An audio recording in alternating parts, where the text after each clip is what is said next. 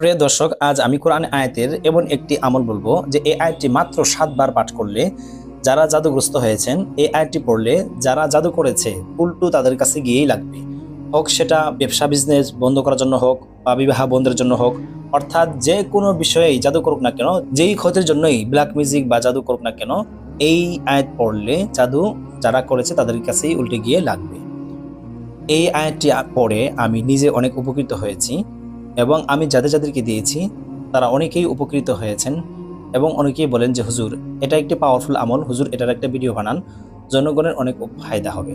তো এই জন্যই আমি ভিডিওটি বানাচ্ছি যে এই আমলটি কিভাবে করতে হবে, কতবার পড়তে হবে, কোন সময়ে পড়তে হবে, কোন নিয়মে পড়তে হবে, এই নিয়মটি আমি এই ভিডিওতে বলবো ইনশাআল্লাহ। তাই অনুরোধ করছি, আমলের নিয়তে ধৈর্য ধরে ভিডিওটির শেষ পর্যন্ত দেখুন। নতুন হয়ে থাকলে চ্যানেলটি সাবস্ক্রাইব করে পাশে থাকুন যাতে আমল ও দোয়ার ভিডিও আপনার কাছে পৌঁছে। যারা আমার চ্যানেলটি সাবস্ক্রাইব করেছেন তাদের জন্য অসংখ্য ধন্যবাদ, শুকরিয়া জানাই এবং জাযাকুমুল্লাহ।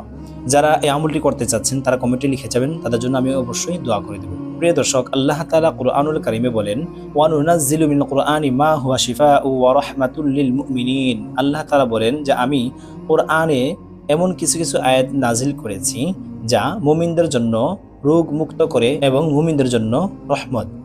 আপনি চিন্তা করে দেখেছেন যে আল্লাহ তাআলা তিনি নিজে স্বয়ং বলছেন যে কোরআনের আয়াত দ্বারা রোগ মুক্ত হয়। তা আমরা যদি বুঝে শুনে কোরআনের আয়াত যদি পড়ি তো অবশ্যই আল্লাহ তাআলা আমাদের রোগ মুক্ত করবেন।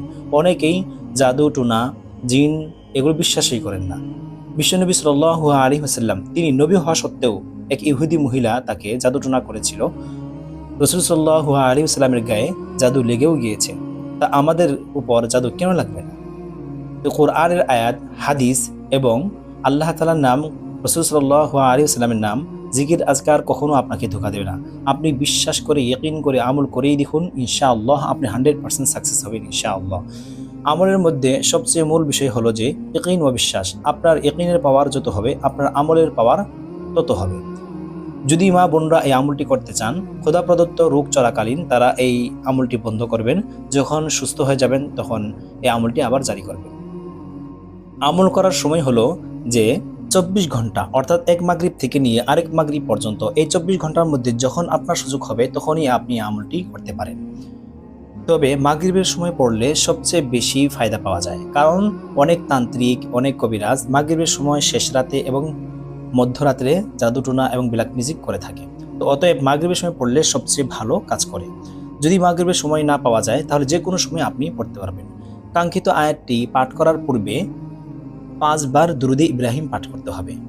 যে দুরুদ শরীফটা আমরা নামাজের মধ্যে পড়ি সেটা, আল্লাহুম্মা সাল্লি আলা মুহাম্মাদ ওয়া আলা আলি মুহাম্মাদ কামা সাল্লাইতা আলা ইব্রাহিম ওয়া আলা আলি ইব্রাহিম ইন্নাকা হামিদুম মাজিদ। আল্লাহুম্মা বারিক আলা মুহাম্মাদ ওয়া আলা আলি মুহাম্মাদ কামা বারাকতা আলা ইব্রাহিম ওয়া আলা আলি ইব্রাহিম ইন্নাকা হামিদুম মাজিদ। এই দুরূদ শরীফটা 5 বার পাঠ করতে হবে। যদি না পারি তাহলে ছোট্ট ছোট কিছু দুরূদ শরীফ আছে, সাল্লাল্লাহু আলাইহি ওয়াসাল্লাম পড়তে পারেন, বা সময় যদি কম থাকে তাহলে ছোট্ট ছোট দুরূদ শরীফ পড়া যায়। এরপরে যে কাঙ্ক্ষিত আয়াতটি, অর্থাৎ সূরা আহজাবের 25 নম্বর আয়াত। সূরা আহজাব হাফিজি কুরআন শরীফের 16 নম্বর পৃষ্ঠা থেকে শুরু হয়েছে। এই সূরাটার 25 নম্বর আয়াত, আর এই 25 নম্বর আয়াতটি হাফিজি কুরআনের 20 নম্বর পৃষ্ঠায়, অর্থাৎ 21 নম্বর পারার শেষ পৃষ্ঠাতে রয়েছে, দেখলেই পাবেন। আউযু বিল্লাহি মিনাশ শাইতানির রাজীম, বিসমিল্লাহির রহমানির রহিম। ورد الله الذين كفروا بغيظهم لم ينالوا خيرا وكفى الله المؤمنين القتال وكان الله قويا عزيزا. আবারো বলছি, ورد الله الذين كفروا بغيظهم لم ينالوا خيرا وكفى الله المؤمنين القتال وكان الله قويا عزيزا. এই আয়াতটি 7 বার পাঠ করতে হবে। আয়াতটি পাঠ করার পূর্বে প্রথমেই আউযুবিল্লাহ এবং বিসমিল্লাহ পড়ে নেবেন। প্রত্যেকবারে আউযুবিল্লাহ এবং বিসমিল্লাহ পড়তে হবে না। এই আয়াতটি 7 বার পাঠ করার পরে দুনো হাতকে এইভাবে রেখে 3টা ফুঁক দিবেন। পরে এই হাতটি পুরো শরীরে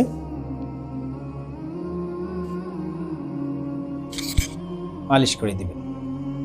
যতদূর পর্যন্ত হাতটি যায় এই হাতটিকে পুরো শরীরে মালিশ করে নেবেন। তারপরে আবার 5 বার দুরুদ ইব্রাহিম পাঠ করবেন। দুরুদ ইব্রাহিম না পারলে ছোট ছোট দুরূদ শরীফ আছে সেটা পড়ে নেবেন। এগুলো প্রথম স্টেপ।